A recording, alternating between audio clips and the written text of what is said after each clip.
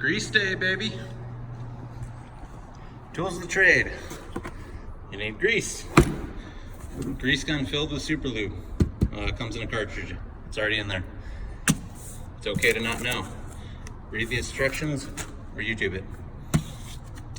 This is a Bondo putty knife. Those work really well because they're a little more flexible. Or a plastic scraper. We have a few sizes out there. So, dealer's choice. Gloves and a lot of paper towels. So basically all we're looking to do is the sides of the rail and the bottoms of the rail, on all three sections. We're looking to clean if dirty and lubricate. So if it's really dirty like this one has been, we're cleaning it completely off with the scrapers, wiping it with a paper towel to get all the dirt off. The key is the dirt because we don't want it grinding in there. And then we're going to re-grease it. When we re-grease it, like we said, just like Jesse does his pecs, it's nice and light coat of grease, because what's going to happen is as this retracts, all the rails ride on these plastic blocks on each side. So those are going to essentially try to scrape off all the grease anyhow. So if we put too much grease on there, it's just going to be balled up on top of the cab and it's a waste of time and money. So very light coat of grease. So same on this section, as you can see, the bottom and the side. Also another thing to note, periodically, it's not as critical, but these little tracks right here, I don't know if you can see it, see on the side there, they're C-channel, that's what the monitor rides in its cradle.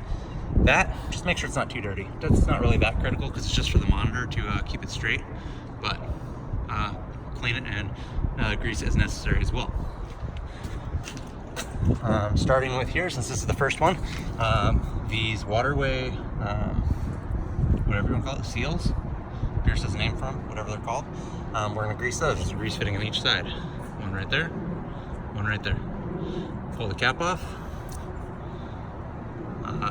grease a pump or so on each side. If we do this every week, you should only need 1 or 2 pumps a week, and just do it until it barely starts popping out, either there or this valve up here, one of those two. So as soon as it starts popping out, call it good. Move on. As you can see, we're cleaning the rest of the sections all the way down. Clean all this area out as well. All the way. And re-grease. Once again, the key is you only have to clean if it's dirty enough that you think the grit is going to be grinding into the paint. If it's just kind of a little bit dirty, you can just put a little bit of grease over the top, you'll be all right. We'll check it every week, re-grease or clean as necessary, and that's it. It's pretty easy. The second, so there's 1 coupling,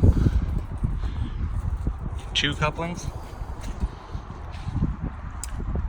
3 couplings on the waterway, and then there's the waterway swivel at the base. I'll show you where to grease that one.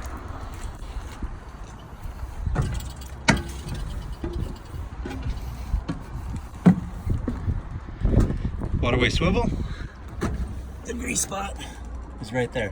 So you gotta come from the other side this way and put the grease gun on there, and it'll spew just a little bit up this nipple. And as soon as it starts spewing, you're done. You don't want to overfill it. Now when you get to the top, the other part of the inspection is the inside of these tracks.